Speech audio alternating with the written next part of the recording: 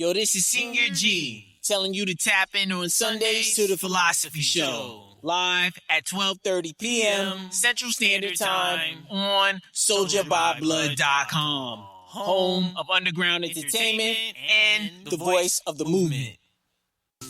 Well, we've sure got big-ass problems. Yup.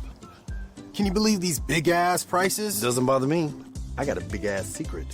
What's your big-ass secret? Every time I fill up, I add this little gas pill, and I get big-ass savings. You get big-ass savings just from using that little pill. Even with that big-ass truck? Even with that big-ass truck.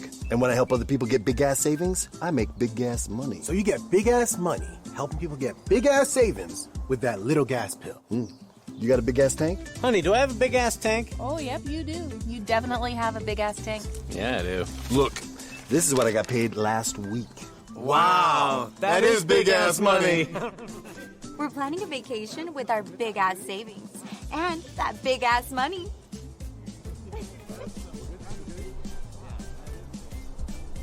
We could use some big-ass savings. And some big-ass money.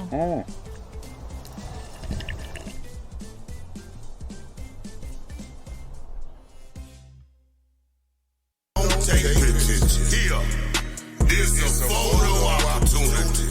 Look here, a photo opportunity. Got the pacing of a don, memory of a con. Known on the L for selling that bomb. Knows that know me, regard me a hustler. Used to whip it till it was butter and hand it to their mother. Con little sister, scam little brother. On Browns Lock Road, all in the day of a hustler. Name Vito, I represent struggle, but you struggle from where Make sure you tune in to the Philosophy Show, where all you have to do is pay for attention, and you just might learn something. Wednesday at 10 a.m. Eastern Time on Culture Shock Radio, Cuzzo FM, Tar Music, and the Tattoo Shop Radio. Remember, it still takes a village. We are Village Global Network.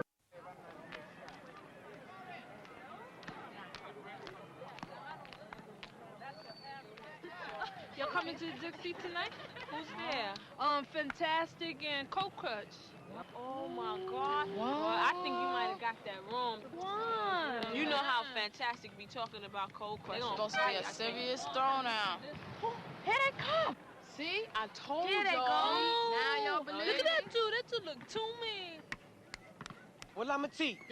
I'll dog my face. I want to get you on the court. I beat Charlie Chase. Cruch. Charlie Chase, as cute as could be, you sell your soul to the devil to play like me. Well, I'm the R. Ruby D. And you got a lot of nerve. When you play against me, you know you're gonna get served. Crush. JDL, the Lords of Lords and Ruby D, my man, your shit is on the boards. You all can't ball. You all can't ball. I'm the K. Kevin Kev. And I'm not the fake. You know I eat your ass up like a steak you take. Crush. You know the all game is legit, and when we get on the court, I'm gonna stick your shit. The W. Whip a whip. And I'm here to say that I can rock your world like the Dr. J. Crush. Tony Tone, known to be ill, but everybody know I could deal with the pill. I'm the D. Dada rock. On this here court, I've been 9 years old playing this here sport. Crush. AD, that's highest degree. I got a better jump shot than Rick Barry. Well, I'm the M. That's right. Like all the pretty girls, I serve your monkey ass like Earl the Pearl. Crush. I'm not the Cavs or GMC. I'm gonna stick it on the board, man. Can't you see?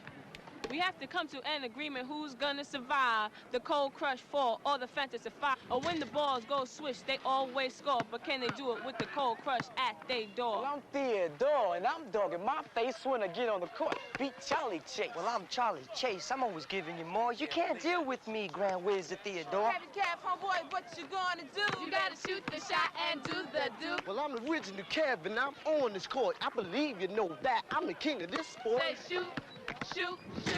A fantastic is the romantic. What? Romantic is the fantastic. The master Rob, I like to loop-de-loop. I'm gonna take the ball right to the hoop. I shake and bake and then I rock you well, cause I am the man with all the clientele. Well, I'm Grandmaster Cash, just a shooting my shot. I'm guaranteed to give you all the game I got, and if you try to block me, I'll chump your face and just rock you all over the place. The Cold Crush. the Cold Crush.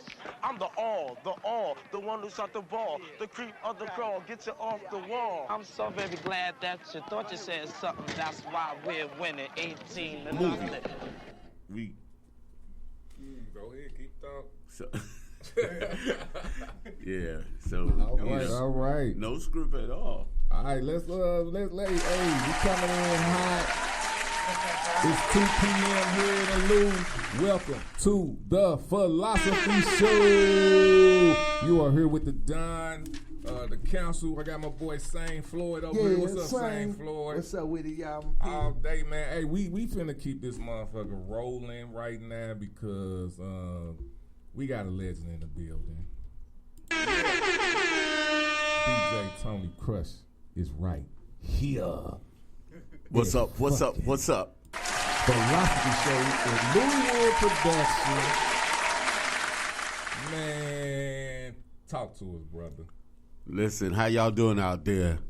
I am the original DJ Tony Tone of the legendary Cold Crush Brothers, a.k.a. Tony Cruch. As I grow older and older, I will change it to fit my age.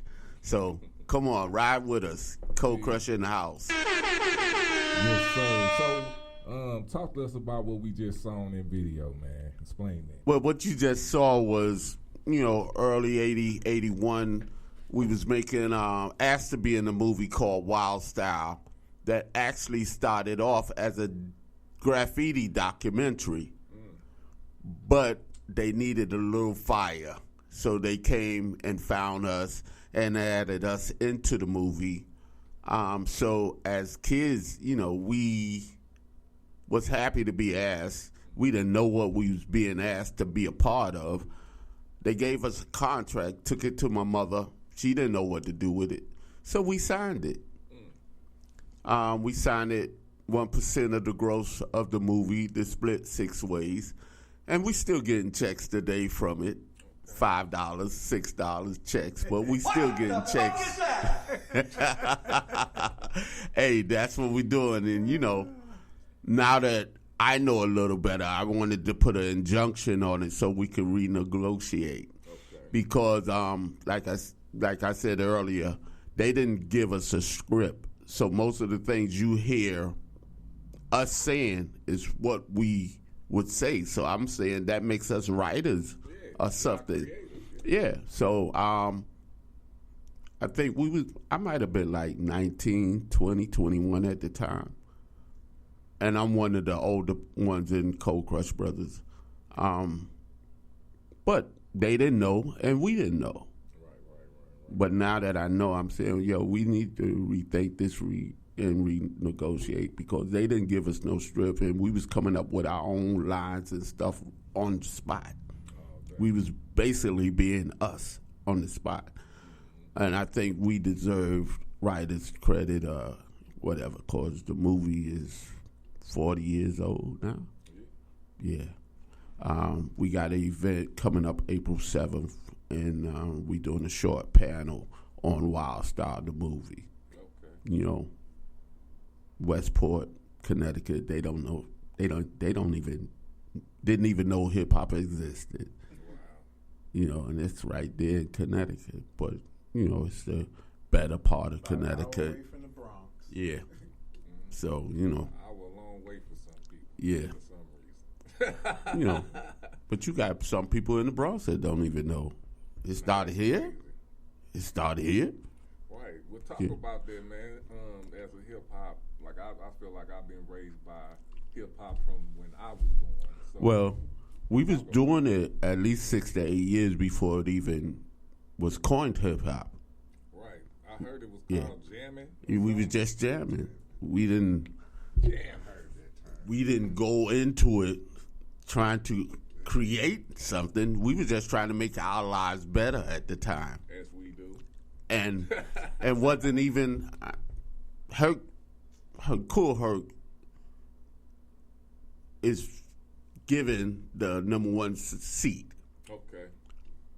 But I think he was just playing his music, and we gravitated to it.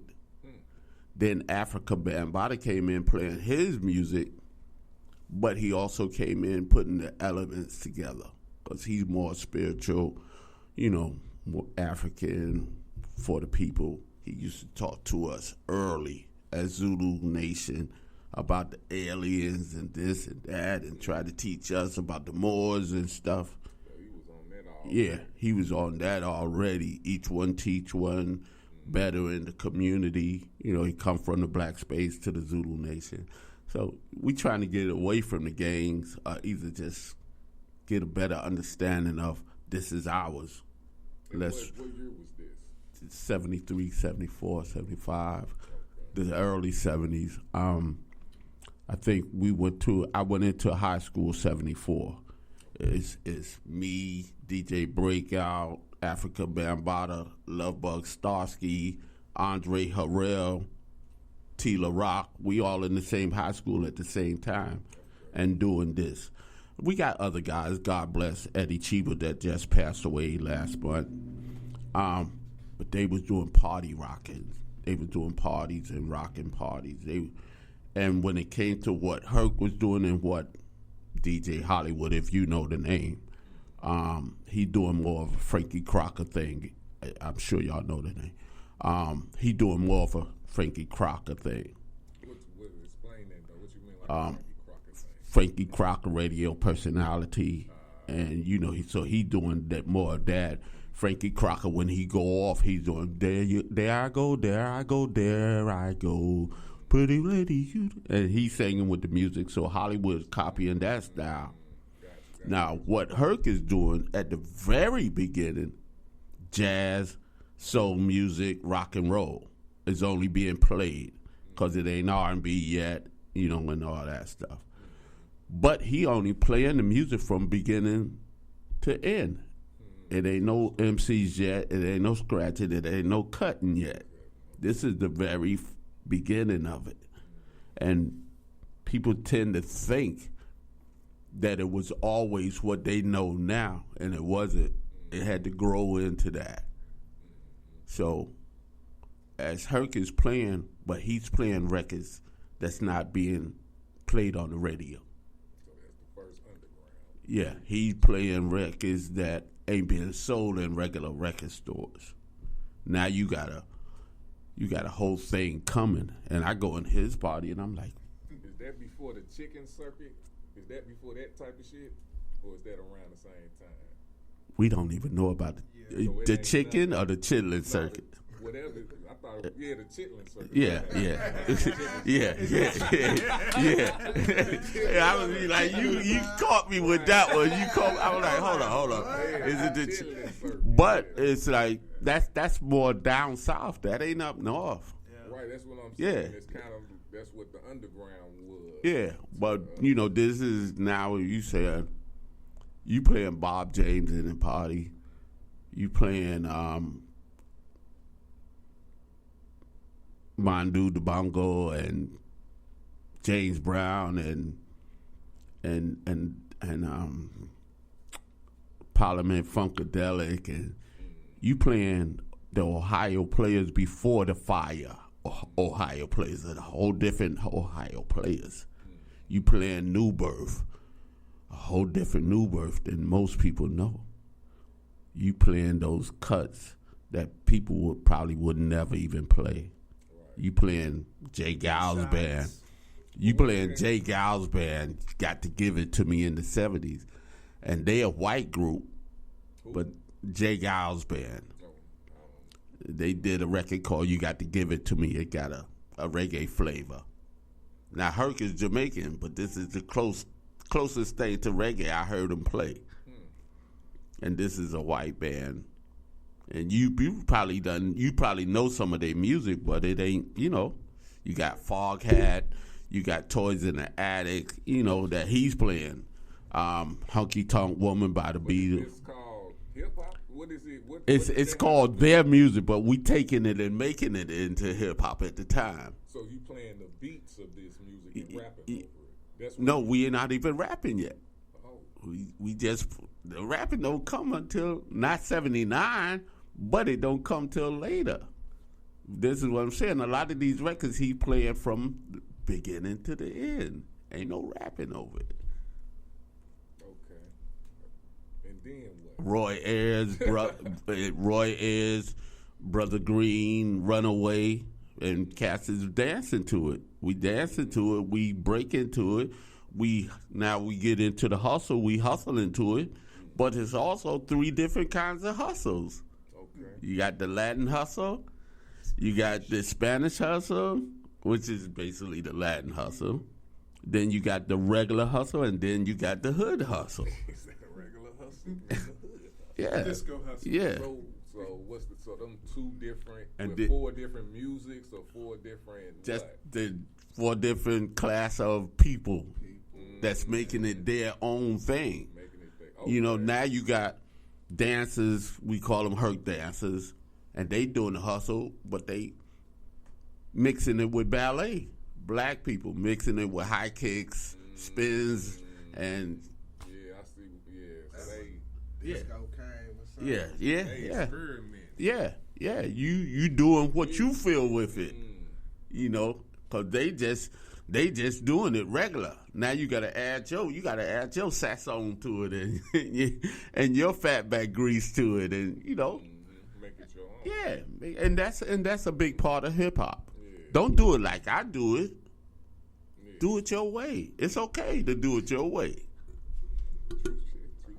I like that. Yeah, I heard That's all. That shit. That's it's all. okay to do it your way.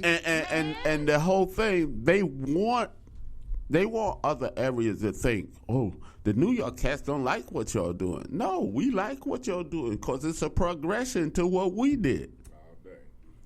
The 5 elements of hip-hop at the beginning, from African Bambaataa stand view: DJing, MCing, graffiti writer, B-boy, B-girl, and the 5th element is knowledge. Knowledge of self, knowledge of what's around you. A positive knowledge, though. Look at all the negative stuff and let's make it positive. And people don't push the 5th element. They will push a negative life on all of us, continue it. But it's up to us to want to better our lives, better our community, look out for our kids, because they're not looking out for our kids in the long run. Yeah.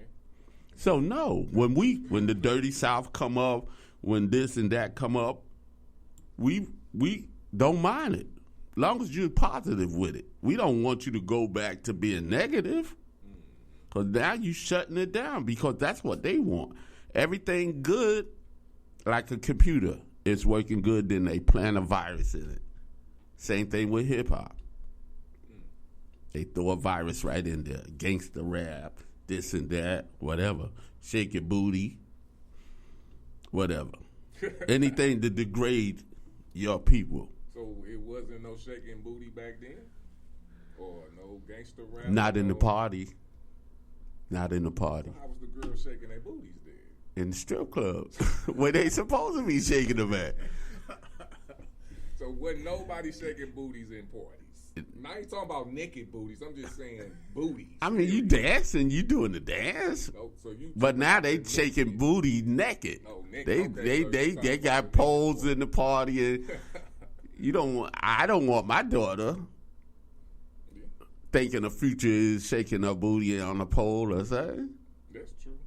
It's there. It's there. And you can't help it. If somebody go that way, you can't help it. Yeah. But you rather her be a doctor, a lawyer, whatever. You know, and I'm only talking positive life. That's going to upgrade our situation. Because they want everybody to think we animals. They still want everybody to think we animals, no matter what we do good, positive. Yeah. You know, we got so many people that invented this, invented that. We got inventors, 500 or more? More than that. Yeah. But they want everybody to think we beast and we ain't smart and we ain't this. And people believe it. A lot of us believe it. Yeah, I'm not part of that. That part of the world. Hey, listen, I went to the 13th grade. That's all. That's all. I'm just going to be honest with me. I don't think like that. when I first saw that, like history wise, my first thought was like, how can y'all think that? Y'all stupid.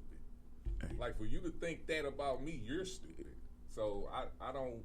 That's just how I think. I'm not on that. And listen, they don't even hide it in movies and stuff that they make. Hell no. They show that they ain't. Yes, I ain't want to say that. You said it. He said it.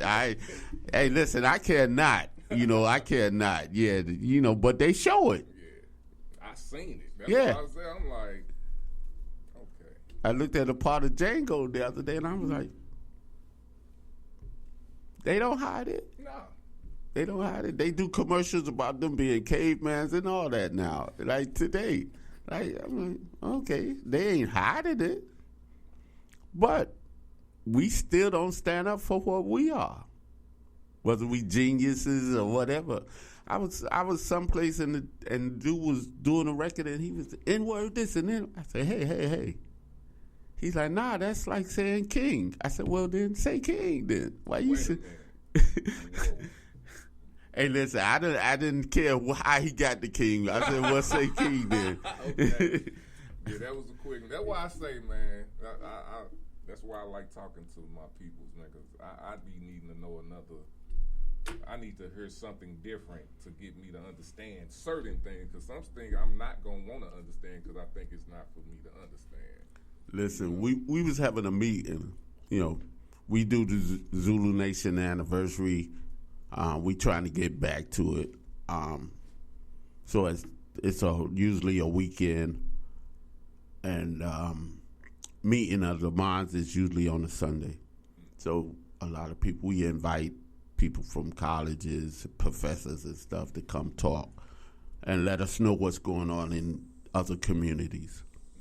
So we having this meeting, another closed door meeting, and we got a couple of organizations, and this one organization was like, well, we plan on kidnapping people.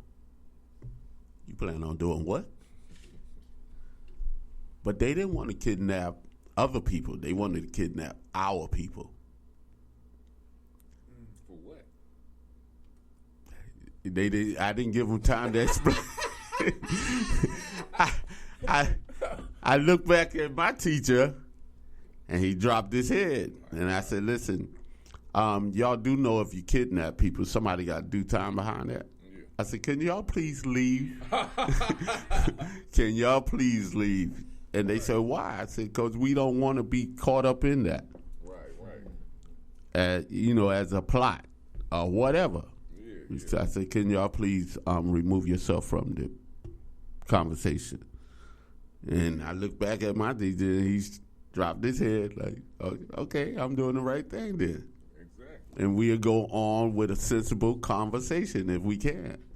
And if somebody else come up with something negative, and I'll ask them to leave too. True. So. All day. Well, we got some questions for you, man. And this strictly catered to the hip hop culture. I'm happy to hear you say the hip hop culture. Yeah. So. And same, if you want to get in, man, let me know. But I want to start because you already touched on this a little bit. But I want to know, like, when did rap become a thing? Put in, like, what do you consider rap? And I'm talking about. Well. What is rap? The first formation of what we called. We never called it rap. We called it MCing. It was the three MCs. That was Melly Mel, his brother Kid Curio, and Cowboy. And then they went from the three MCs to the Furious Four, and then on to the Furious Five. And Grandmaster Flash and the Furious Five is what they best known as. Then you had the Brothers Disco, DJ Breakout, and Baron with the Funky Four that later on changed into the Funky 4+1 with the first female of rap, Shy Rock, of MC and Shy Rock. And I started with the Brothers Disco, and then I broke off and started the Cold Crush. Well, I didn't break off. I was still down with them building the Cold Crush Brothers.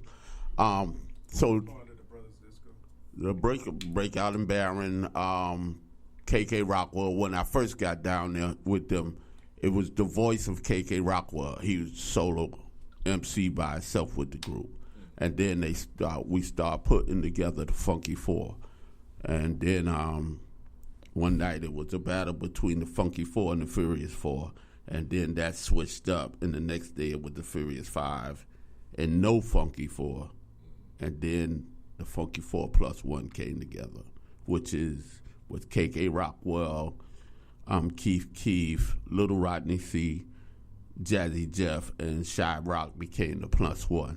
And then this is around 78, 79. Now Sugar Hill Records, Sylvia Robinson, somehow she gets wind of this and she wants to capitalize on it.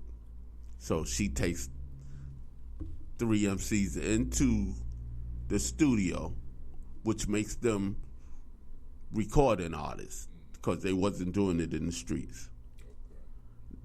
We recognized them as recording artists because they went in the studio, made a record with a band, and then they went on the road. That was Sugar Hill. Yeah, Sugar Hill Gang. And maybe a little before that, Fatback Band had came out with King Tim III, and that was the real record that had a rapper on it, but it never went nowhere. Gotcha. Then you got Bobby Robinson that had Enjoy Records. He had the Spoonie G and a couple of cats, and Treacherous 3. Well, that's later. Treacherous 3 was Treacherous 3 featuring Spoonie G, and then Spoonie G was related to Bobby Robinson, so he broke off and went solo. And Kumo D, LA Sunshine, and Special K became just the Treacherous 3. So a whole lot of, back then it was a whole lot of changing up because everybody was trying to find they team. So, cats would get down and don't feel it, so they jump and go to another group, So all of us in the Bronx, we basically from the same area. Bronx River, Boston Road area. We all from the same area. And Eden Wall. Yeah, and that's Boston Road, Eden Wall, yeah, all that. So, don't leave us out. I mean, it was a time. I'm happy to still be here and could still got my faculties to still remember a lot of the coming ups. And every place, every other city we went to, a lot of us didn't leave the Bronx. Some of us did. But we went to hoods. We went to other people's hoods and tried to share what we was doing. Sometime it worked out. Sometime we had to fight our way out. We had to always be ready. But most of us was from the streets, so we knew what to look out for. And I'm still here, so... but we went into some rough areas. We on the stage, come back out. Our dressing room, whatever is, we see feet going out the window, and but it was a fun time. Africa Bambaataa and them, they came out with Planet Rock, and it's still charting, till the day. So it's to see it from its nucleus and where it's at now. Yeah, I'm happy for it. But and I'm happy for all the changes that took place with it, because you can't take what we doing and make it your own. You got to take what we doing and add yours in there and make it how you living and what you vibing on. And we never asked nobody to just keep it like this. We wanted to grow and take changes and become more of a friendly thing for everybody. Yeah. I kind of, like me doing my research on hip-hop, I never took it as a Midwestern St. Louis, and I never took it as y'all wanted it to stay the same, except for the principles. Of course, you would want the positivity to stay there. Yeah. And when it leaves, of course, you're gonna get. I mean, of course, but I knew it wasn't a hold strong. You wasn't trying to hold it strong or just being like the Bronx or New York or if you thought that, I don't know. Nah, we never thought that. Early in the 70s, when I was down with Breakout, and then we used to pack up vans and just go Long Island. We drove down to North Carolina early in the 70s and did a party for Shyrock's family. So no, we didn't want it to stay in New York. We wanted it to move around. Funny story, we got down in North Carolina and we had 2 rooms in a hotel. So then when we went to the venue to see the venue and we came back to the hotel, they had put chains on the TVs in the hotel room. After you left? Yeah. Wow. So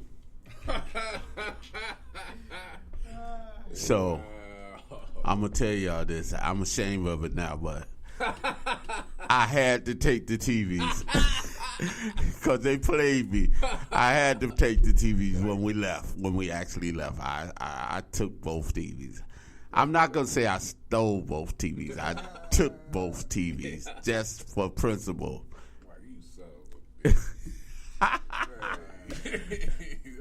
But I'm from the streets. I'm from the streets, so, I took that personal. All day. All right. I think I know your question to this, but I want to answer it. I want to hear your answer. What you think about sampling? I love it. Yeah. I love it because in a way we were sampling. We just didn't realize we wasn't calling it sampling. Yeah. But it's an elevation of what we was doing. And we wanted to grow. We wanted it to change up. And we wanted it to get better and better and better. And one of the main reasons I love it because it fed people. It fed people like James Brown, Sly Stone, and all those people that we was sampling their records. Yeah, Bob James, he didn't even realize that we was using his music. Sly neither, James Brown neither. But this is why I'm saying, like, with the Zulu Nation anniversary, we was giving tribute to Kool Herc, Africa Bambaataa, Grandmaster Flash. But we was also giving tribute to George Clinton, Sly Stone, and James Brown at the same time. All 6 of their names was on the flyer. Nice. Yeah. This is a give back to our people before us. But if you're not into it or you don't understand it, you don't know that's what's actually happening. Right. And we got people coming from Germany for 40 years coming to the Bronx to say, hey, this is our hip-hop in Germany. Hey, this is our hip-hop in France. They coming to Bronx River. Bronx River make your liver quiver. That's what they used to say. Don't come in here if you ain't from here. And that's every hood. Yo, South Bronx, we ain't even go down there. So, and I lived in Upper Bronx. So, but we got people from other countries willing to come to show their hip-hop to Africa Bambaataa, Kool Herc, and they want to just be a part. Like, yo, we connected. This is how we connected. So now, as Zulu Nation, I could go any place in the world and be accepted because we got Zulus in Japan, we got Zulus in Germany, we got Zulus everywhere. So we can... It's the connections that we making. It ain't a gang, it's an organization. That's what we trying to build. We not trying to build a gang, we trying to build an organization that's respected. Talk about the Zulu Nation. How did that come? It might have started out as a gang. I'm not gonna sugarcoat. Right. It might have started out as a gang. But with the elevation of a positive hip-hop movement, listening to Gil Scott-Heron and people, Bam is like, yo, we got a job to do. We got to follow these people that's sending us message. It used to be a message in the music. That's how our people got messages to each other. Now they take the message out or put a negative message in there. And we getting it. Our kids is getting it. Yeah. So we got to understand who we want to be and who we want to be perceived as. Every morning, I thank God for opening my eyes, giving me another 24 hours if I could make it through 24 hours, because you never know. Like I said, I don't even finish the 13th grade. But it's not hard to understand what you want. And I don't think nobody leaving the house want to get killed, want to have a negative day. And that's why we gotta be strong enough to understand that we're not seeking negative, but we willing to push the positive, to teach our kids. You want to teach your son how to be a man, what it means to be a man. A lot of things they program us in schools. They don't teach us, and we was falling for that hard, super hard. They took all the trade school classes out of schools, so we wouldn't, because we was progressing too. Yeah, we was progressing too much, so they gotta put stepping stones to slow us down, because we was outclassing them and everything, really. And even when you take it out, we would teach ourselves. Mm-hmm. Street mechanics. Yeah. And that's what they can't control. When they say, yo, this hip hop thing is $1 trillion billion, and it came from kids. We didn't have a plan. It just happened out of our soul. It came out of our soul. I've even said God gave it to us. Yeah. And and like yourself, you got your radio station. I'm looking around and I'm seeing, this is all you doing it. You and your people's doing it. Playing. I'm one of in hip hop, I'm one of the soundsmen that people. But I taught myself. I didn't go to school for it, and I don't know everything, but I do it good. Yeah. So, my sound system, I do 10,000 people, when somebody give me a chance or give me enough money to do it. But they don't look at us as being able to do that. They own enough equipment to do that. They own the right equipment to do it. It's real. And our people push that, too. Our people push that too. I know, man. You talking? Woo! You hitting him on the nail. Yeah. They would rather go to the other man and give the other man that money. Hey, yeah. What the fuck is that? It's only the truth. He preaching. It's only the truth. And we ain't even talking about nothing. He preaching. Listen, we gotta do better with our people, for our peoples, and about our peoples. We got to start talking to each other, because you never know the connection. True. If you don't talk to each other, you don't know who hand to hold. Just because you holding somebody's hand don't mean y'all praying the same prayer. True that. And I only ask for positive movement. I only ask for somebody that I'm going to go there. Like I say, I'm a positive thinker, but I'm from the streets, and I fall just like everybody else. 91, facing life in the streets, trying to get rich, because I got tired of the slow pace and being disrespected on a job, talked down to, and all that. So yeah, I got in the street. But we went through 90,000 in one day. I had my little team. We went to 90,000 in one day and didn't have nothing to show for it. So I'm saying, yo, this is taking a turn for the worse because we was doing good, and all of a sudden, 90,000, we ain't got nothing to show for. I said, yo, time for us to take a break, something. I get caught 2 weeks later. Bang! I don't think I was set up.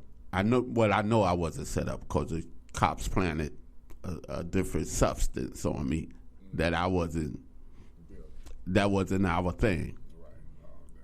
And so I'm facing life. And I'm like, tell my mother, yo, forget me. Get away from me. I don't want you to get caught up in this because you don't have nothing to do with this. Because she trying to get her baby out. Right. She tried to get her baby out, but I'm like, Ma, I got this. Leave me alone. As we in jail, posseed up, and I told my boys, I said, listen, if you right, I'm in your corner, but don't pull me into nothing that ain't right. And that's the way I try to live. If you right, I'm right there for you. But if you wrong, own up to your wrongness. Don't pull people in it that, yeah. Don't get this man in trouble because you don't want to take the blame for what you did. And when I told my mother to back up off me, she did it. She listened. But I think that's what helped me get out of it, because I was willing to own up to what I was doing. And I prayed to God. I said, listen, if you get me out of this, I will be humble and I will live a humble life. And that's what I've been doing. I came the same day I got out. My boys called me like, yo, you on? Yeah. Yo, we on the radio tonight. And then right back in the picture. He put me right back where I was supposed to be. Could I ask how you get off? What happened? But the case was like, when I got caught by state police. Okay. They did it in the state and it got thrown out. But now the feds want to pick it up. So now I'm saying, well, if it ain't no good in the state, how could it be good in the feds? Right. So now they going through trying to get me in the feds. But now they got to take the substance out of the case. But that's why you arrested me. Right. So if you take use it. Yeah. So now you ain't got no evidence. There's no evidence. So now they trying to go with conspiracy and all this stuff. Yeah. So okay, I see. I fired my paid lawyer because it was all a gimmick, a game to get as much money out of you, but you still get the time. So I realized that because I'm watching everything. I said, yo, I don't want the paid lawyer. Get rid of him. Give me a public defender. So went on with that. And my co-defendant's like, yo, how we getting? I said, we ain't getting out of here. We don't have money to get out of here. We gonna sit here. But can't you? He throwing names up. I said, I'm not here because of him. So why would I call him and pull him into this? Right. I'm not calling nobody I know hip hop wise, because I wasn't. They ain't had nothing to do with this. Yeah. So why would I call a Russell Simmons, which I knew, for anything? He ain't got nothing to do with this. Yeah. But this dude, he younger. He want to get out. Nah, we gonna sit here, dude. if you can get out, you go ahead and get out. We gonna sit here, because when they finally come to terms with what they want to hit me with, all this time is served. Yeah. So why would you want to go home for a month? You could have served it already. You already here. I'm used to it. Right. We doing the Bible study thing. We power reading the Bible 3 or 4 times a month. We going through the whole Bible. I'm teaching Bible study, and just to pass, just not to get caught up in to sitting there playing spades all day. I'm like, how do y'all play spades from 6 in the morning to 11 at night all day long? I'm not doing that. I'd rather stand on the table and look at Star Trek at 4 o'clock. I'm not doing that. All day. And the only reason I tell those stories is to show that I'm just a regular person. I'm a real person from the hood and, speaking positive life, but still got to deal with reality in the street. All day. I went to leave home one day, and I grabbed a thing, and I said, put it back. I got stopped and searched 3 times before I got where I was going and back home. Boy, shit, was the gun laws as intense as it was? Yeah. That's why But I didn't leave home without it. But Sutton said, let it breathe today. So I think I think the man upstairs every day because he been watching me. And I've had more guns to my head by police officers than anybody. Just because you look like you fit the description. Yeah. Hey, yo, come on. You got to give me more better than that. But every time I call my mother, come on home, leave it alone. That southern mother, And I always told her, keep the insurance paid, Ma. Just keep the insurance paid. That's all. That's all we really can do. So.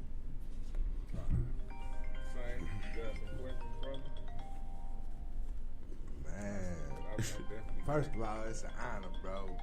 It's an honor to be asked to be here. No, it's an honor. I love hip hop. Hip hop is me. It is sing. You said the 5 elements, and I do fire myself. I have those elements. Okay. You know what I'm saying? So, and it's more than 5 now. A couple of years, vegan was named the 10th element of hip hop. What you say now? Vegan. Yeah. It was named, given the title of the 10th element of hip hop. I'm not really sure just how many elements this is, but Cass was like, well, I said, listen, as long as it's positive, we wanted to grow. Yeah, it didn't grow. It didn't grow like a tree. Yeah. Got so many branches. And the cornerstone always starts somewhere. And for me to be able to ask you this, because I know hip-hop that graduated from country to country to country to country to country to country to country, and it don't stop. Yeah. Even with speaking within their languages sometimes we don't even understand. Beats that we don't understand, but we still probably sample. That's another thing you said to me for a sample and everything. But in these years to today, do you think hip hop has the effect on our people today as it did when you came? Well, I mean, it's like, I say if you ain't teaching, you ain't doing hip hop. And if you leading people in a negative direction, you doing more work for them than for us. And that's only because a lot of people are they like sheep, they being led. And my ex-wife, we was looking for something that said why we have to pay taxes. And we couldn't find nothing to say why we have to pay taxes. But we did find this dude talking about how they pick who they want to grow, to rise, to get rich, to live better than the rest of us. So to some degree, I got an understanding that they watching us hard and they seeing who they could use against us, and let this person become wealthy, rich, live better than us. And the dude said, he said, well, we let one win and they gonna turn on him. That's their thinking. Like, we sitting here, 4 of us. If one of us start doing better than the other one, now the animosity come in, the larceny. You should be. You should be. Right. But we done seen it happen. We done seen people, our brothers, sisters, get rich and move out and don't come back.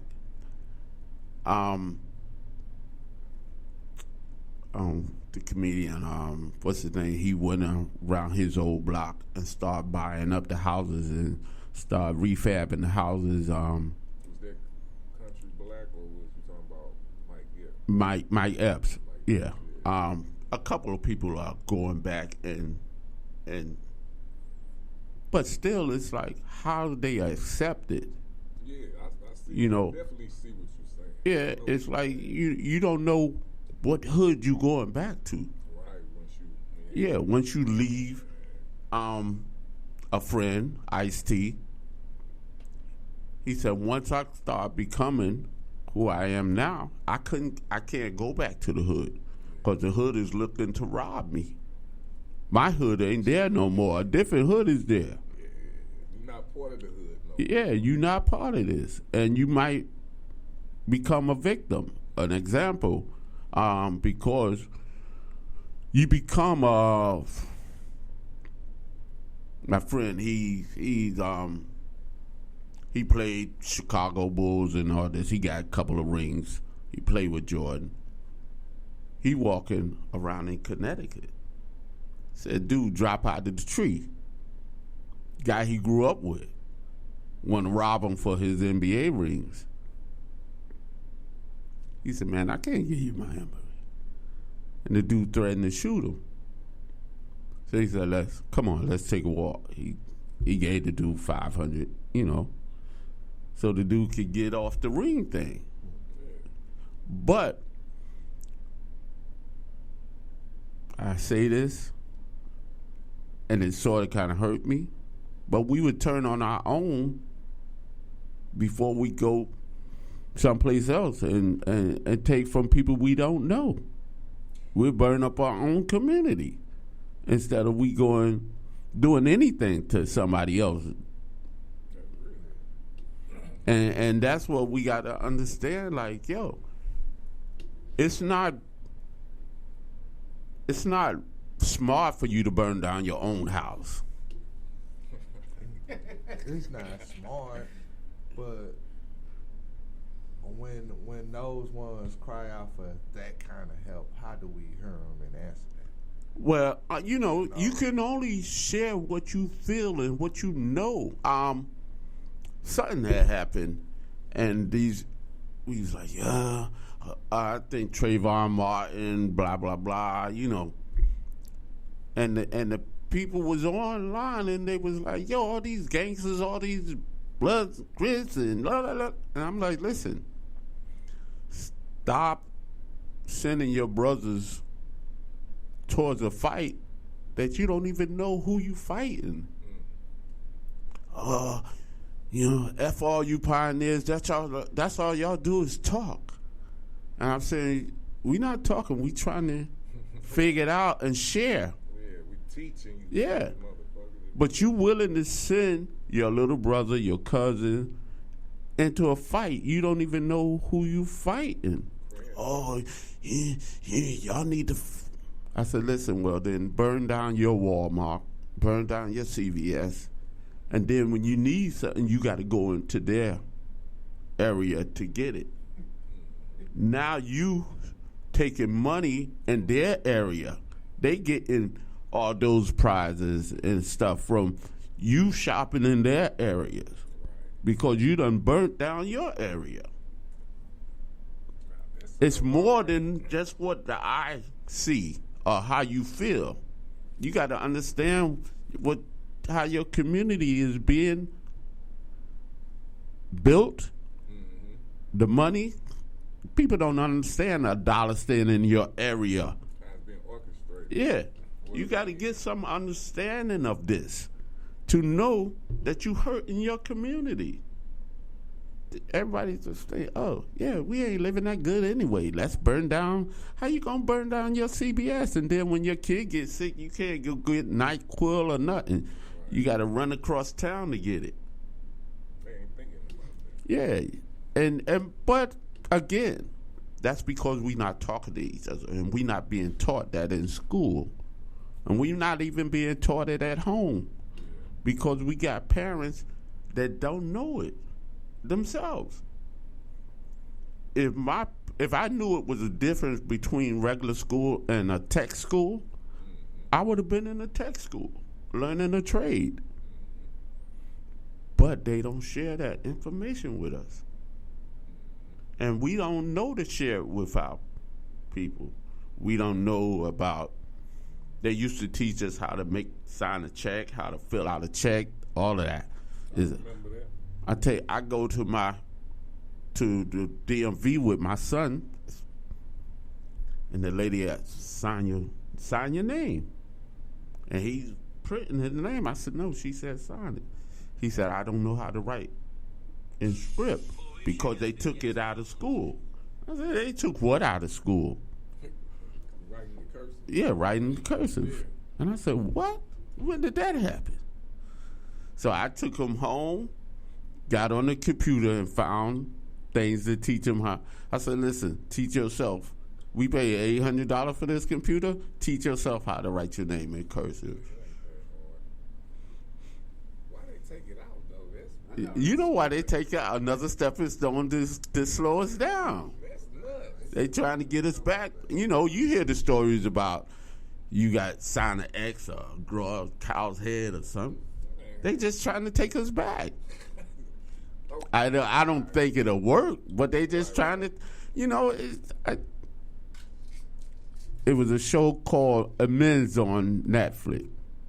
Will Smith narrating, and don't you know if a law says something, once we figure out what this law says, that's all they have to do is change a comma, change a period in that, and it'll make it a whole different law. But we don't know that. That's real. We don't know that.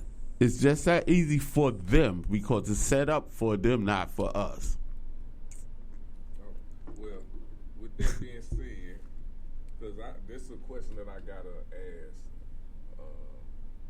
as far as the influence on the hip hop culture, because it's one thing. You say you like where it's at, where it's going, but it is missed to me. It's to me too. To me, I feel like it is missing a positive push and a positive message. With that being said, what is the influence on the hip hop culture? And my partner, I wish Daddy Rich was here, man. So I'm gonna be here for Daddy Rich, cause this how he feel about it. Okay. He say it should be genres of hip hop. It should be genre. It should be hip hop. Then it should be these other subcategories. What do you think about that? Hey, listen, if it'll fix the problem, but it's got to be orchestrated. It's got to be people. We dealing with the music business. We're not dealing with the hip hop culture. All of that's dealing with the music business, So and they guiding it downhill. We just talking about the hip hop culture, and let's talk about the hip hop. The most important part of it is the hip hop hip hop culture? Because we understand that once we lead off of actual hip hop, it becomes something else. Yeah. And it's got to take organization. It's got to take state to state organization. We gotta. So you think we need to put the money? Yes, we need. If we got yes, listen. We done tried the Federation for the Preservation of Hip Hop Culture. We tried to make it. We tried to make it about 8 years ago. What? Talk to us about it. It's again egos. I'm like, listen, Bam.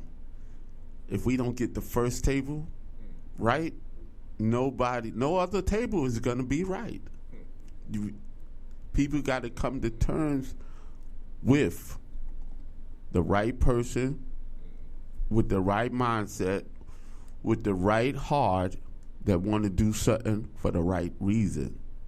Not just because you want to be known or you want to be rich, you want to be live in a big house. No, you got to be wanting to do it for the right reasons. I started an organization, Hip Hop Elders Association, and I wanted to be like the NAACP of hip hop. I don't want to start it here and let it grow. I want to just bang, it's here. But from state to state too. But you got to be able to bring people together that's thinking together, that's willing to think together, and not feel like, it started in New York, I don't want to be a part of it. This is not what this is. This is not what this is. We need strong people that's going to stand up to the music business. We need to just cut the music business apart, cut it off anyway, and be willing to do the work, to do what we need to do. And when I say our people, I'm talking about human beings. I ain't talking black people. Ain't no such thing as African American. I don't use the term, because if you look up the term, that's classifying you as property. Yucca Ben, I know you out there hearing all this. You are no more to them than a coffee table. That's what they said. This is why Zephyrin got off for killing Trayvon Martin, because they classified Trayvon Martin as an African American. They didn't look at him as a human being that got murdered. So I argue with people all the time. Oh, why can't I be black? Why can't I be an African American? Why would you want to? If it's saying you are a piece of furniture to them. Just say it right there. Everything they say make you less than a human being. And when you say, like, you agree to that, you saying they right. I'm a human being. I can talk to you. A cow can't talk to you. Right. I'm a human being made by God. And if that ain't enough for you, then be a African American. Then be a couch. Because they did that with women. Try to hold women back. Can't write. Can't vote. Same thing. They did it with every class of people. Who gives them the right? We give them the right if we. Come on, we smarter than that. We smarter than that. I say, yeah. So Tweezy, let me ask you. Yeah. Going bootlegging off of the question you just asked him about, and he responded with the record labels and all that stuff. You guys here create your own music. Are you connected with a label, or did you just kind of put it out as an independent? Are you an independent label? Yeah, I work with an independent label, and I'm my own independent label. So my queen has her label. So the stuff that I released before is up under her stuff. So, but I also have my own shit I'm gonna do. But yeah, we independent. I don't pretty much mess with. I try to stay cordial with the radio stations, but I'm not a radio station person. I'm just not on there. It didn't treat me as well. I don't really I just now start listening to like national music, because now I'm not a DJ, but I play music for people. You know what I'm saying? So I have to listen to it now. But I'm underground. I feel a lot of hip hop probably. I call it. I stay in hip hop. Let me rephrase that. I fell out of the music industry probably around 2000-ish. So I kind of like, it's going to that way. And I kind of like just kind of stayed to myself, reconnected with KRS-One type shit. Because he kind of threw me off back in the day because I was young. I didn't want to hear all that. I done heard you talk gangster, now you telling me to do this, and that. It threw me off. So I kind of fell off on that note. Well, let me say this about him. I was on the road with him as his DJ about 2-3 years ago. I run with the Temple of Hip Hop. Anytime he need me, he calls me. His partner, Sun One, we work together every day.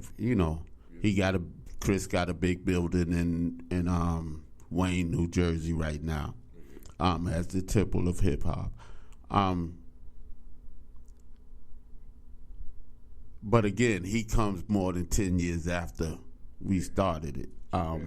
So he's learning and he's trying to share and he's trying to teach, and he's teaching his own hip hop thoughts, and that's fine. As long as it's positive, that's fine. We don't, he stood up for us. They was trying to open up a hip hop museum.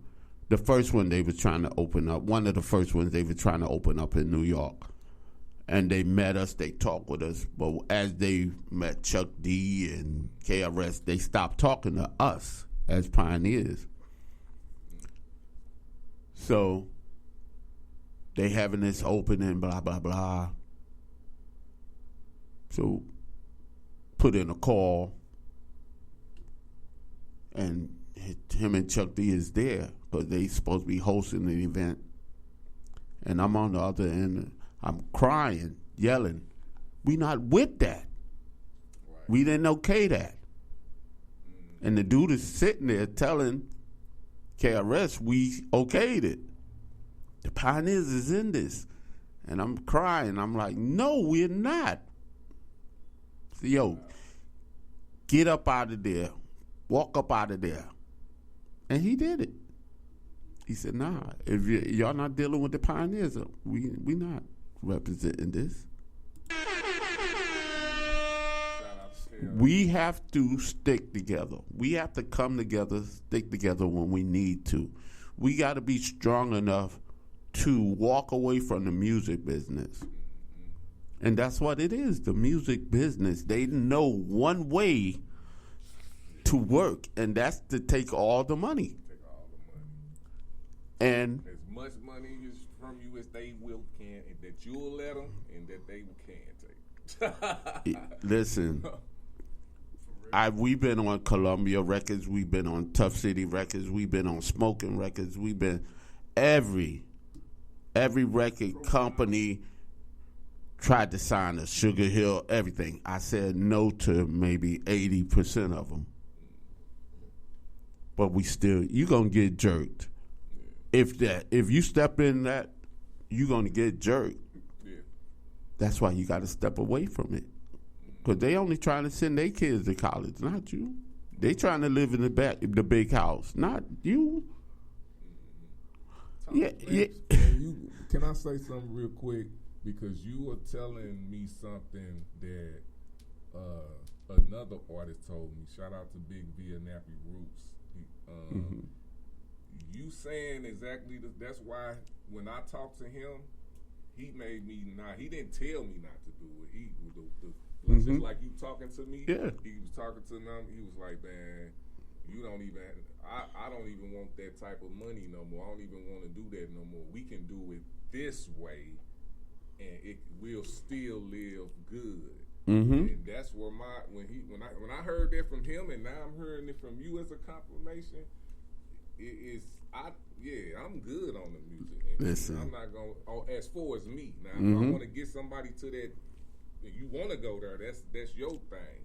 But I'm not looking. They think they want to go there. Let me say something. These things, you hear me? Yeah. One of the things in talking to a lot of the icons is that they don't want to be forgotten. And that's what it seems like this new stuff is doing, forgetting them. They're still here. All day. They are still here. They are still here so you can talk to him right now, live. Yes. And you know, like I say, they don't blind you here. They blind you here. Talk to them. They blind people here. They work to change turn the younger artists not to listen to us. They don't want me and a younger artist here and say, listen, okay, they gave you that. They gave you that $1 million. Right. They ain't gonna give you another dime till you pay that back. Right. And you ain't gonna never pay it back. They don't want me telling the artist that. Right. Because I went through that. We did backup on CNC Music. They said, we're gonna give y'all $20,000 as a buyout. We don't know what a buyout is, but it's $20,000, so we take it. Right. Later on, we find out the buyout means they don't have to put us on the cover. They don't have no percentages, no royalties. We just get $20,000. Wow. Split between all of y'all? Yeah. So but we don't know this. But once we learn it, we supposed to share it, the information. Right, correct. Like, listen, if somebody say they gonna give you a buyout of $20,000, don't do it. Negotiate. What's his name? Jason Weaver. Yeah. They came to him. Disney came to him. We gonna give you $2 million. His mother said no. We take less. We want royalties. Yeah. He said he got 8 more times money. But we don't. Yeah. So we don't understand the value system. But if I learn and I don't share it, it's more people that's gonna take that same deal. Instead of thinking, let me weigh this. We got signed to Columbia Records because they thought we was white kids rapping. Because our dude took it to them. We did a record called Punk Rock Rap. So he took the demo to them, but he didn't say what we were. He just let them. Was he white? Yeah. Okay. So they signed it. They signed us to the label, and then the best thing I got out of that, we came to the black building down in Manhattan, 6th Avenue. I was walking through the hall, and Dick Gregory opened the door. And I was like, oh, shit. Straight up? Yeah. Dang. And I said, how you doing, Mr. Gregory? He said, hey, young blood, you all right? Because I'm looking at him like, you know, you just reached into my chest right now. I couldn't even ask him to take a picture. Well, camera phones and stuff wasn't out then. Right. But, you know, it's like that's the best thing I got out of this deal. Because once they found out we was 5 black kids, no promotion, nothing. And this is what you gotta understand when you signing your life, or you signing a portion of your life over to these people. That their job is to take every dime. Yep. Come on. Listen, and they don't want you around other people that's willing to share the information with you. You get your team together. I worked street teams, all that. We was the best street team in America at one time. We was plastering up New York like a, you know, they start giving out tickets and stuff, you know. But it's like, you know, that was the game then. Down at Jack the Rapper, the How Can I Be Down, and all, you know, we on the road traveling, you know, posters, everything, and, you know. But that's all for them. That ain't for you. So you mean to tell me you can't get a team? Now you can get a website, you know, say, get your own stuff, print it up, sell your own stuff. You can, but you gotta want to. You gotta have somebody that's willing to figure it out, that's willing to make it happen. You know, you gotta make connections in other cities, whatever. You gotta do what you got to do for you. And now you ain't getting 10 cents off. A fucking off 1,000. Yeah, yeah. Not $1. Yeah. Of 1,000. You gotta be fucked. You know, even Michael Jackson and Prince. You know, Prince wrote on his face, "Slave." Yep, I remember that. He stopped calling himself the artist known because he said he was reading the contract. Yep. And that's what it kept saying, the artist, the artist, the artist. So he changed his name to the artist. So the contract could be talking about him and not a fictitious person. Yeah. Because when you're not the artist, they claiming they're the artist. Correct. So you got these people that's giving you the information, but you're not catching it. You're not listening to the information. Some people not. Some people Wake not. Up, that's why we on the philosophy show. Wake up, everybody, no more preaching. Hey, listen, we having fun with it, people. We having, and I'm hoping y'all understanding. This thing called hip hop is actually a culture. The year 2000, we was invited to the United Nations to sign a treaty with the U.S. to be recognized as a culture. Talk to him. 2005, the first 10 years of hip-hop culture inducted in Cornell University. I go there, my picture is right beside the Gettysburg Address. You know, there's so much stuff that's happening, but you never find out about it. I got inducted into the Smithsonian, the African American Smithsonian, and I'm sitting here. I'm alive. Congratulations. You know, went into that. My exhibit is maybe half of this room size. It ain't just a plaque on the wall. I gave them a whole 70 sound system. It's like half of a basketball court, my exhibit on the 3rd floor. I could have named it Cold Crush, Tony, whatever. It's called The Bronx is Burning.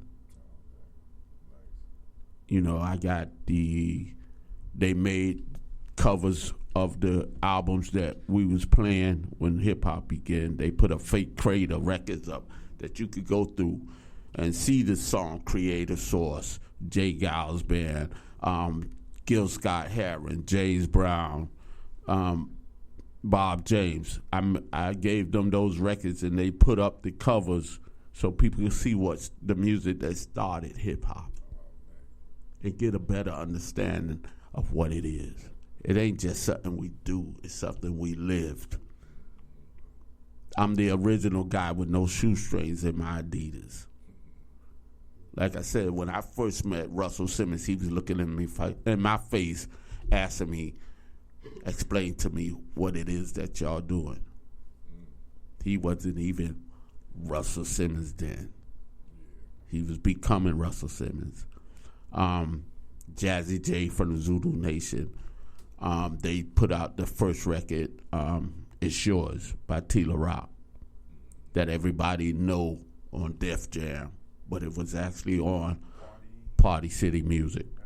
And then Russell came in, met with Ruben, and tricked Jazzy J out of the middle of it somehow. But signing the LL at 16, Russell called me down. This is my new artist. Can you help him? I said, yeah, come up to, we was doing Broadway International that night. Come up, ask for me at the door, and I'm going to come down and get you in. Let them know what This is, it was a club on in Harlem on 146 in Broadway, one of the biggest clubs. We used to, the night he comes, Shaka Khan is upstairs in our dressing room. We opened up there for a New Edition when they first came out with Candy Girls. We opened up for them about 3 or 4 times. And then they probably told their management, don't let that happen no more. But they only got one record, so ain't but so much they could do. But we was the hottest thing in the area. When you come to New York, we opening up for you.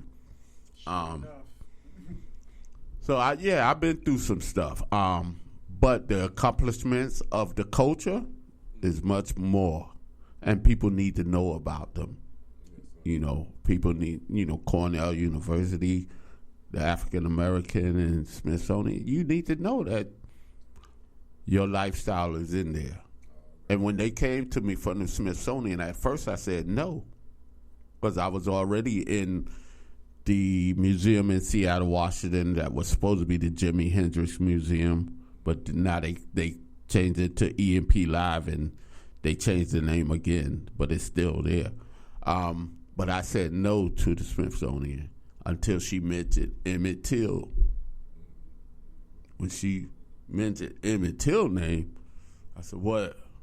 And she explained to me that his mother gave the first coffin that he was buried to the Smithsonian. Or they buried him and then they dug him up because she wanted people to see what they did to him. And then they buried him in the second coffin, but she still had the first coffin. Let the people know who Emmett Till is for the ones that don't know. Well, we got some yeah. people here. So Emmett Till, listening. It's a couple of people. Yusuf Hawkins that's been killed in Brooklyn by other people rather than our people. Other people, I'm gonna just say other people. So he was 11 or 12, yeah. And the other lady said that he kissed at her, and her husband and his cousin, they shot him, beat him with something. They tied something to his body and threw it in the river. His face was mangled. So as a kid, knowing this, when she brings up his name, I got to pay attention. And yes, I want to be in that building. I want a connection with Emmett Till. And if I got to do it through hip-hop, that's what I got to do. And this is how we got to think. I see our kids walking around with T-shirts, Martin Luther King, Malcolm X. And when I say, yo, who's that on your shirt? They don't know. They just wearing it because they see other kids wearing it. They see other people wearing it. They don't know who they are. And I'm saying, why not? That's crazy. When I talk to people, and I say the Smithsonian. That in the school the other day. With Tupac. Yeah. He had a Tupac shirt on. We didn't know who Tupac was? Had no real idea who Tupac was. No.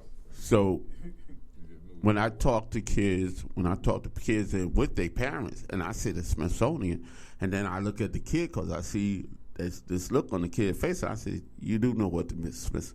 No, I don't know what the Smithsonian is. And then I even ask them, when the last time you been to a library? What's a library? And I look at the parents and I say, why don't your kid know what a library is? Right. Oh, I'm going to take care of that. No.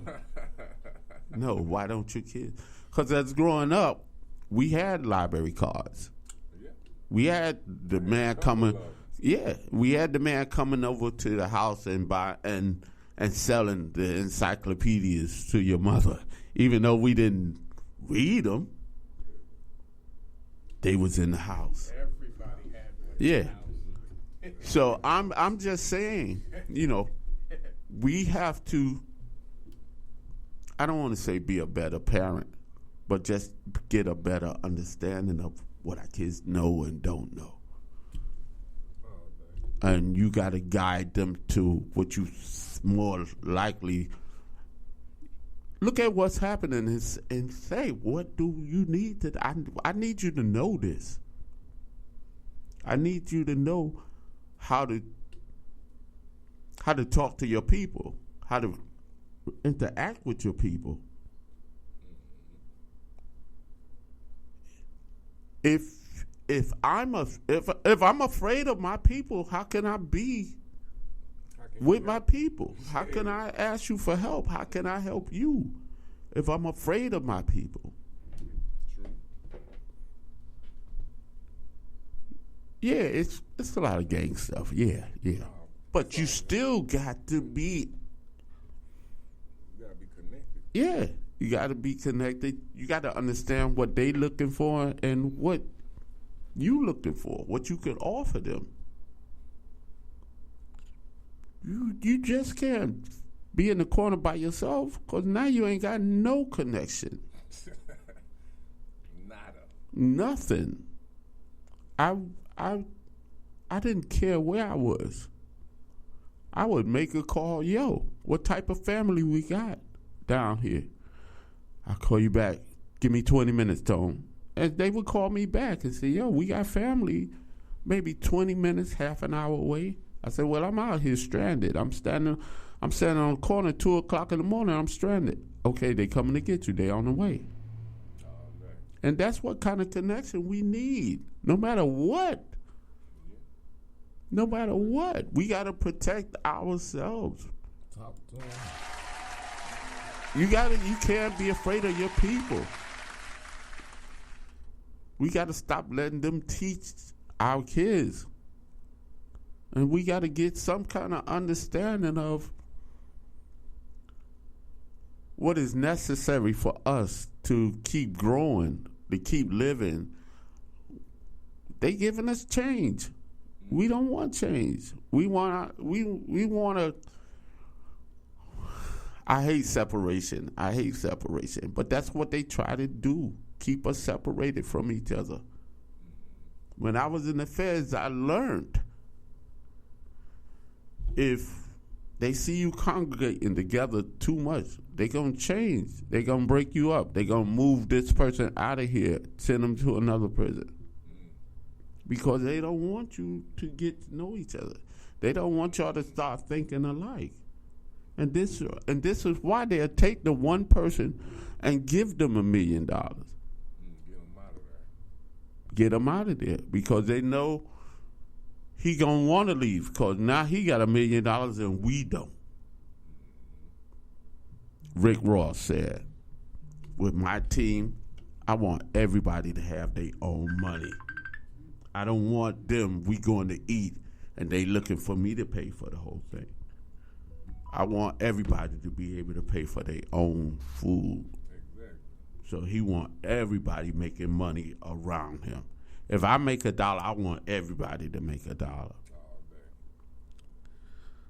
You can't, if you the big dog and you the only big dog, it ain't good because somebody somebody trying to take you down. Look at the brother. What's his name there?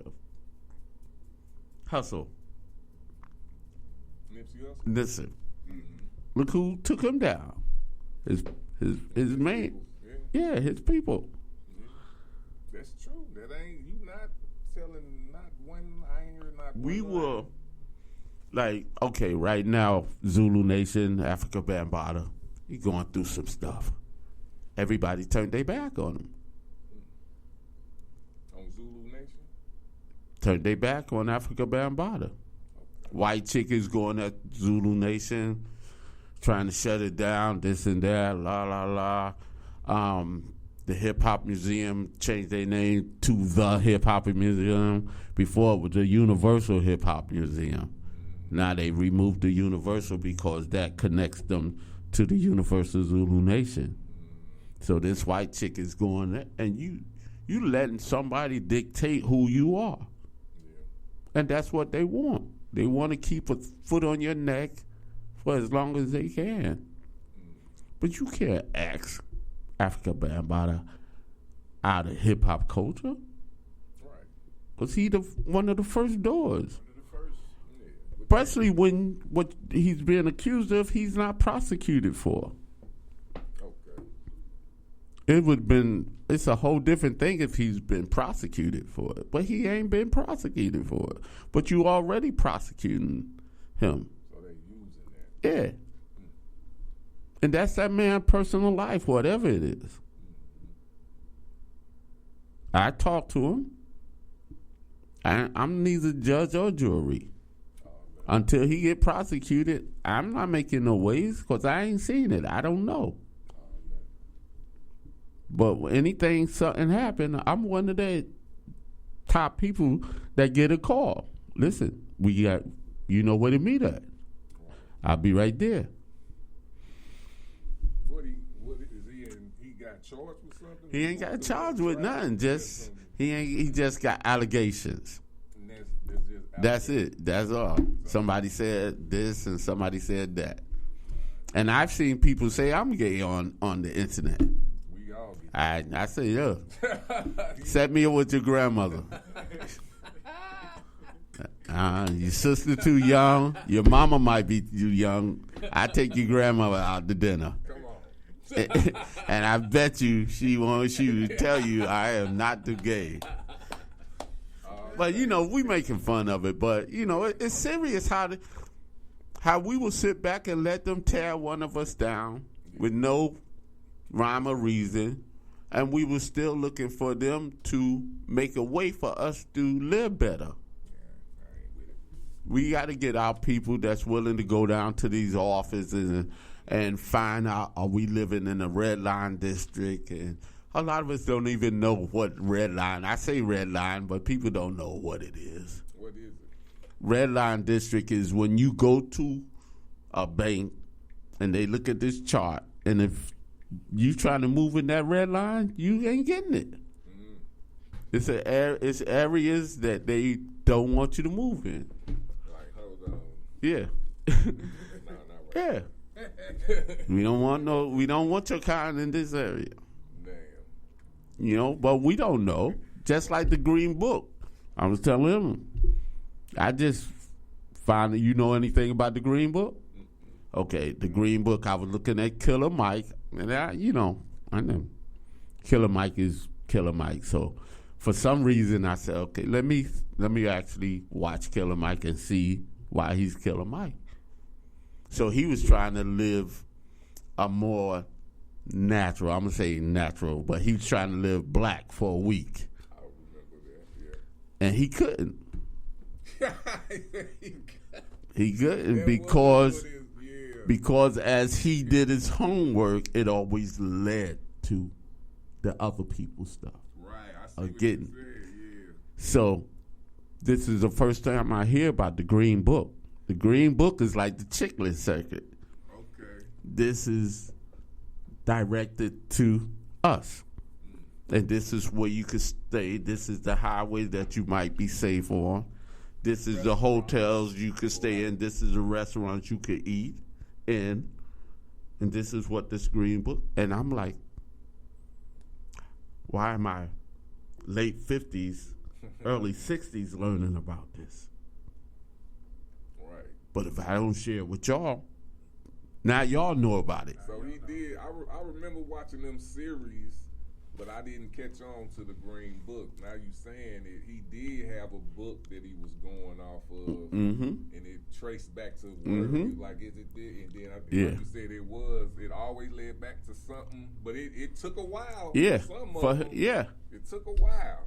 So now I go back to the Smithsonian, and now they got the Green Book in the Smithsonian. They got the car, and you get in the car and you touch this, and it tells you. Wow, for real? Yeah. Yeah, that's dope. Yeah. If you ain't been to the Smithsonian, it's worth 2 days. It take you 2 days to go through the whole thing. Okay. Yeah. You'll sit and stare at some things and be like, wow, and it'll start to get you there. Well, I gotta let y'all know we going up on our 2 hours, so we at 3:45. And listen, I just want to share this. Sugar was gold back then. You got to understand what sugar actually is. Like sugar you put in your coffee? Yeah. It was gold back then. And it still is. But it's also one of the main reasons we got diabetes and all that. They feeding it to us. It's in everything. You might not know it or realize it. Ketchup, mustard, everything. So when you think you only putting a teaspoon, oh, well, I ain't having that much sugar. Yes, you are. Because they put it in everything. So understand, people. And they say, oh, well, read the labels. I don't know what glycerin is. But, you know. I done read this shit, I'm like, okay, it's a whole lot of chemicals in there. Yeah. But when you look at ketchup from Canada and it only got 3 ingredients, right? And then in America it got 9 ingredients. Probably got 100. Yeah. You know. Some of them ingredients is pronounce triple chemicals. Yeah. You know what I'm saying? Yeah. But man, first of all, man, because you hit like almost everything we need to talk about today, brother. I appreciate your candidness. I appreciate you speaking on hip hop culture. I'm with you on the union. Come holler at me if you want. You got somebody in St. Louis who want to do that shit. I think it's very, very needed. Listen, we got to form an octopus, and we got to understand that somebody got to be the head, and we got to figure out how that head. It don't have to be one person. True. It could be all heads. But you representing your part. We can figure it out. If I got $1,000, I just got $1,000. If it's 200 of us and 200 of us got $1,000, we got $200,000 to work with. And $1,000, we spend $1,000 in a month, less than a month sometimes. So it's not hard to formulate. Yeah. Well, that's a whole nother story. You hear that? All right, well, let me do this before we you let them know where they can find you at, and then same floor, you ready for Expressions of a Thug after that? Why you leaving? If we finna do Expressions of a Thug. You gotta be ready. Stay ready. You don't have to be here ready. All right, I'm gonna do this quote from Jay-Z Decoded. Hip-hop gave a generation a common ground that didn't require either race to lose anything. Everyone gained. What you think? He's right. But you can only gain if you're willing to walk forward. True that. And a lot of people don't know which direction to walk because they've been confused by them. And ain't enough of us saying we got your back. So when you go into war and you look back and ain't nobody behind you, how can you perceive to win? And the war it don't have to be violence, but you got to have intelligent people willing to figure it out with you and willing to give you what to say and how to act, how we gonna move. It's a whole bunch of stuff that gotta fall into place. You can't do nothing by yourself. That's what you got to come to terms with. And my wife said I'm best acting dumb. That's because I'm constantly watching, figuring, thinking, and I don't want to trick myself into I know everything, because I don't know St. Louis. You know St. Louis. So when I come here, I got to get your understanding.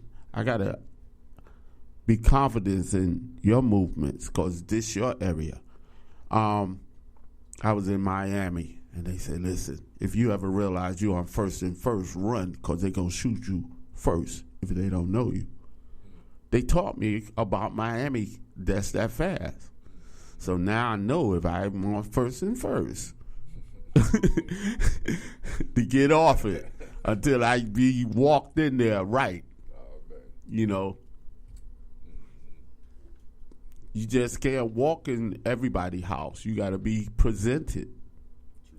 So we got to get a better understanding of who our women is, how our women think, how we need them to move with us, not after us, with us, because they carry a lot of weight too, and they will figure out they want to be included. So we got to be man enough to include them. If we got to follow a woman, if a woman come with leadership, we got to let her lead. I'm going to ask y'all this last thing. Have y'all ever heard of Black Sunday? Heard of Black Sunday? Yeah. You heard of Black Sunday? What's the covenant? Because I couldn't figure out what the covenant we have with and who we have the covenant with. No, I'm talking about Tavis Smiley used to do this Black Sunday thing every year, and he would have a 24-hour thing going on, and Farrakhan, Sharpton, everybody would come, sit down, share information, and then they would get up. Some other people would come in, delegates from every state, and I just happened to run into it. I said, and I'm trying to catch up because it's midday. I'm running into it, so I'm trying to catch up. What is he talking about? This Black Sunday. What is Black Sunday? What is the covenant? Right. And I'm watching this, and the last lady, one of the last people to talk, she was a senator from, I don't even know where she was, and she said, "Why is there no hip hop representation here?" That's what she said. Right. And her representation, she was like, we need this here. This is what's going on now. But their representation would have been Russell Simmons or somebody. They wouldn't have. Yeah, not the culture. Yeah. They would have got right from the top, okay, he got a name, let's. But this is all going on, and we should all know it. We should all have some kind. And then it disappeared. That's when Tavis Smiley got into the thing, sexual thing, and it was gone. When the last time you heard Tavis Smiley? I heard him about 5 years. Yeah, they shut him down. But I thought Black Sunday, I thought you were talking about the movie. Nah. Nah, it's a whole other. I heard the term, I just didn't know what it was. Yeah. But I heard about that though. What you said, they said why ain't no hip hop culture in that because we doing the Black Sunday. What you mean? You got anything else? Yeah, but they want to hear, like with the meeting of the minds, we always wanted to hear from the next generation. What do y'all need? How can we help y'all? How are we hurting y'all? You know, the kid stand up 19, he said, we don't have nobody telling us what to do. And I said, listen, don't you think by 19 you should be figuring out what to do? But They crying out for leadership. So who am I to say, figure it out yourself? That's what they not trying to do. Yeah, they're not trying to do that. So we need to teach the next, passing the short. We got to focus more on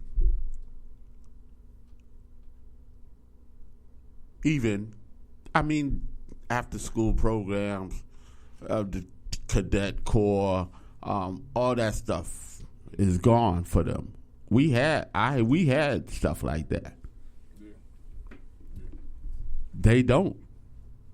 And this is how you start killing off the next generation. Locking them up.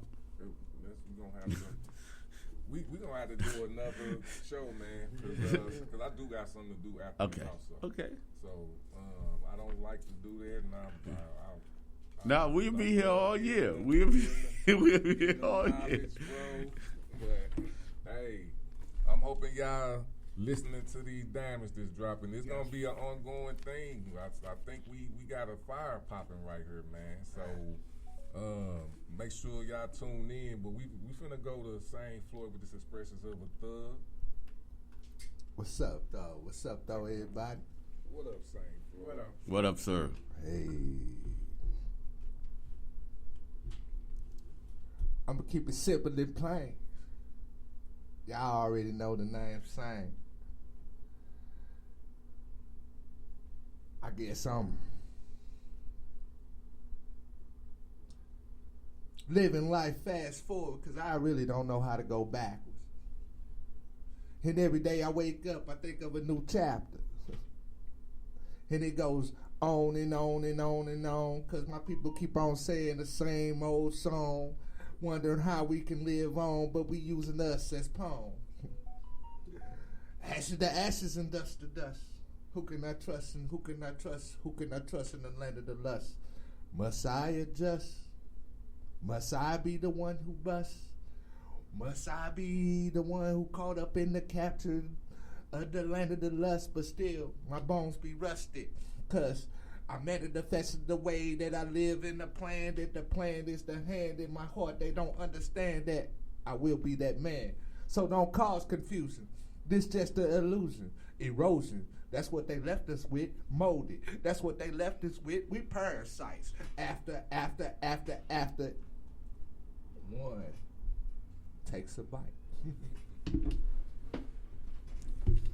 I don't know if I'm over your head, but I'ma stick that needle with the thread and keep on needling up the ones that need to be needled up and exercise the wounds that left us here. And still I have no fear, so I walk through the valley of the shadow of death and I fear no evil, but the evil be my people. And this is a sequel, and I'm telling you people that we got to walk next to the next, to the next, to the next, and tell them people that we are here. We are here. We are here. Peace. Yeah. Peace.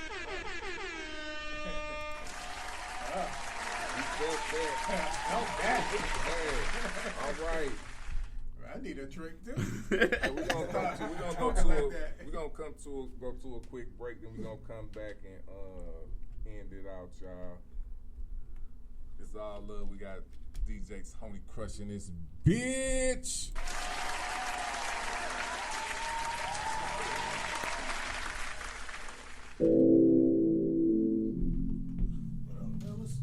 What up, fam?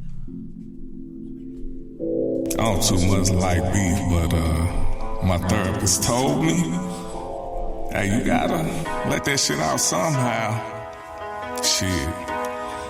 I know when we walk out here, we all kings, but just know you got enemies. Holy shit. It's me against them, it's me against you. Your crew and my crew, we ain't playing games, just fuck you. You talk a whole lot of shit behind closed doors, but when you see me in person, you act like a hoe. It's me against them, it's me against you. Your crew and my crew, we ain't playing games, just fuck you. You talk a whole lot of shit behind closed doors, but when you see me in person, you act like a hoe. Ho, ho, nigga. Fuck boy ass kisser. Worship fake niggas, cause y'all nothing close to killers. Fucking your own city but faking like you down. Whole bunch of cronies led by some clowns. Wow, said you had a deal more like got fucked. Fuck that bullshit, back to the loop, pussy, good luck. I expose weak cats like a Polaroid picture. Selling dreams to the masses, you walk over bitches. Claiming stars stole your style while you raping your team. Your team running schemes, straight lane, skinny jeans. Culture hopping, janky promoter, ticket sales ain't shit. Can't collab with the real, cause you all suck dick. Claim you got the plug, claim you gang like you thug. I'ma snatch the rug, smack your ass like I'm sure. But I ain't claiming blood, I'm a soldier, my G. Keep my name in your mouth, now you gotta see me. Yeah. It's me against them, it's me against you. Your crew and my crew, we ain't playing games, it's fuck you. You talk a whole lot of shit behind closed doors, but when you see me in person, you act like a hoe. It's me against them, it's me against you. Your crew and my crew, we ain't playing games, it's fuck you. You talk a whole lot of shit behind closed doors, but when you see me in person, you act like a hoe. I'm screaming fuck every nigga that ain't in my main circle. Say you won't smoke with that Don, I up that Hoppo, colors purple. I be sliding through that loop with that ski, cause I'm working, boy, it's me against the world. And I can see Pac vision perfect. Don't say oops, we bless on purpose. My demeanor make them nervous. Hit that gas, it got me swerving. Matter of fact, that nigga urgent. 5'9" Kane, I put that work in. Talking greasy, slide in person. I'm that nigga they call certain. Big blood Kane, let's make them earn it. Yeah, 30 shots to hit a nigga house. Let's bring them niggas out. Money bags on niggas' head like wild stallions running out. Cut the check or shut your mouth. Or me and Tweezy gon' run you down. 3 and 4 to the mad town. Finna show these niggas how I get down.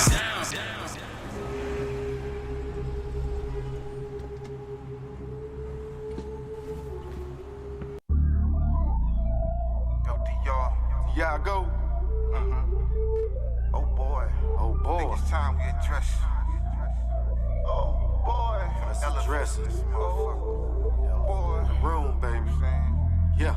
Couple elephants in the room, man. For sure. Motherfuckers done did it. Done did it. It's official. You address this shit. Y'all motherfuckers done. Stacks Brothers. Address this shit. They said I couldn't, I knew I could. Yeah. They said I shouldn't, I knew I would. Yeah. What's already explained should be understood. Me and my nigga good, it's all love straight from the dirt. Dug up from the lot in the hood. All this fly shit ain't come without hate. Lies, fake niggas and snakes, masquerading as your folk. Like you won't give them smoke. Fuck a toke, I ruin these clothes quick, take me for joke. Now they wanna holler my shit's dope when I had them high from the first quote. Think we ain't hear that bullshit blabber, idle chatter from the peanut galleries. Now these niggas on their knees from this anaconda squeeze, whispering please. Thought they knew me to murder, showed them friendship separated by 6 degrees. Tried to play grown men, product of black cavemen. No need to plead, let go. Nigga, I say when the windpipe no longer pipes win. When them pipes come out, they hands go up in the wind. Fuck friends, buffoons tie that like balloons, about to get popped soon. Taking room for real goons who get it from the mud, but eat with silver spoons. My testament to niggas turn hoes was once glue. Lying ass, ratting niggas faking like they true. Claiming OG, really bitches, acting brand new. Niggas got a problem with me, address it. I spread through. Let's take a head count and see how many threads they counting. Who really about what the fuck they yap about? Motherfucker. See, my mistake was time. Thinking that knowing niggas your whole life, and that time equates to honor and respect and loyalty. But a born snake, a born fake, can't operate outside its genetic code. That's not how they were built. If it ain't in them, well, what else would you expect from them?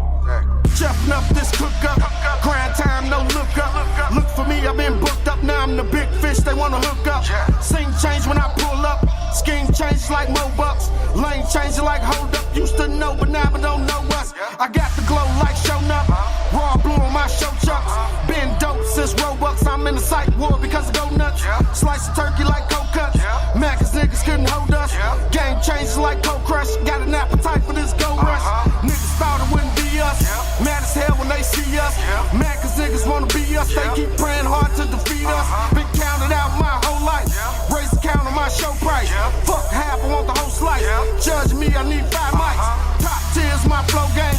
Spark shit, I'm like propane. Niggas are not who they proclaim. Just ride the way to my flow chain. Status dropping like boom boom. Passing niggas like zoom zoom. Down to me is like too soon. The ways I make is like typhoon. Another level like Fosho.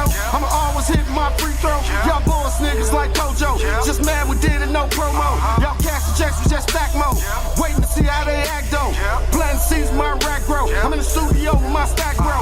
Looking for us, we passing them up. Wanna beat us, we smashing them up. In a 2C, the pop in the clutch. How you go low when our status is up? Ain't no need for flashing a buck. Keep believing in God we trust, cause he is the reason we running them up. Y'all left out, no seat on the bus. Yeah, there you have it. Let's address this elephant in the room. Real niggas do real things. Yeah, Stack Brothers, bitch. Yeah.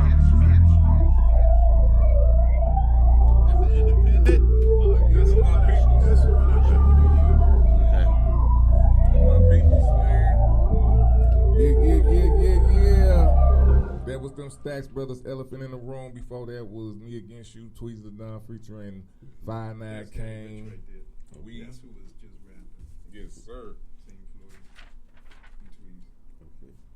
We in the building with DJ Tony Cruch, legendary man. We appreciate you coming through, man. We appreciate you dropping the gems, and we definitely appreciate the energy you brought in here.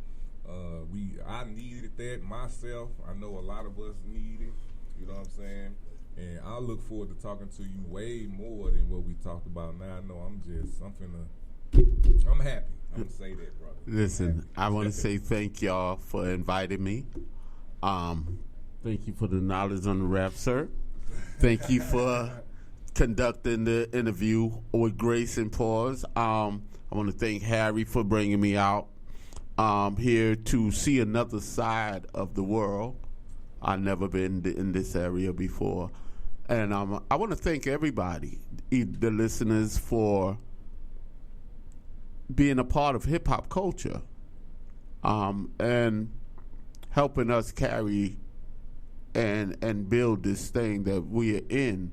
It ain't what you doing, it's what you living that counts. And I want everybody to understand that we got to think together, work together, and not be afraid of each other.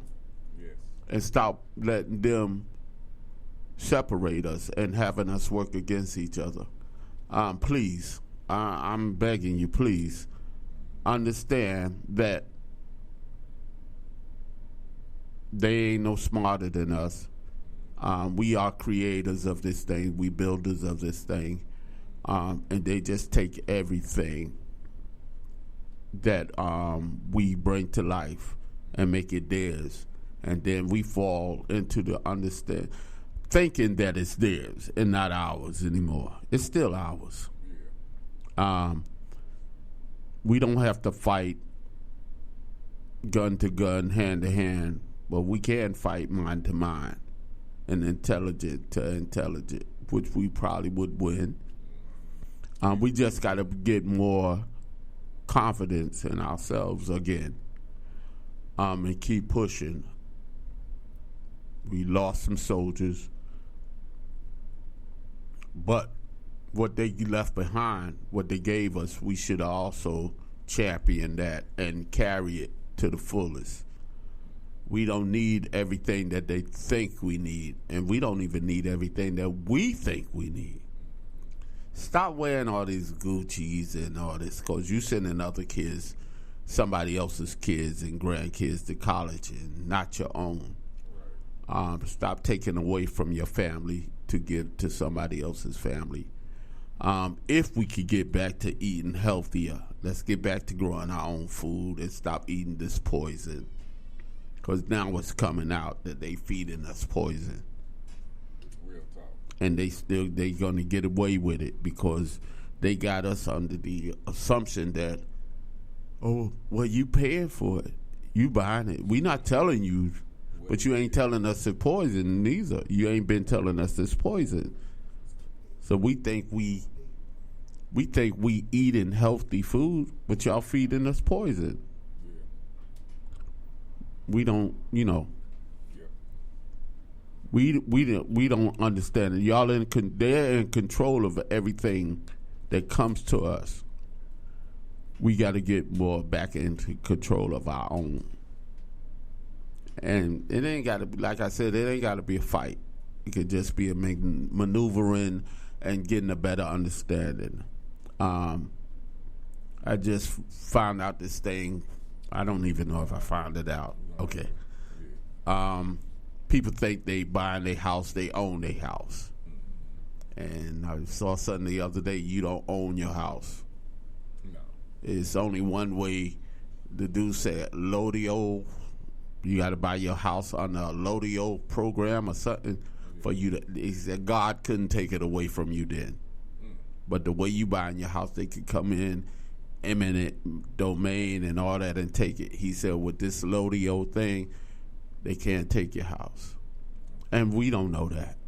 Right. But since I found it out, I want to share it. And I got to get a better understanding so I can share it right. But understand that it's out there. Lodio. Yeah. Okay. Look into it. Because we buying up stuff, we spending our money, and they still could come in and take it.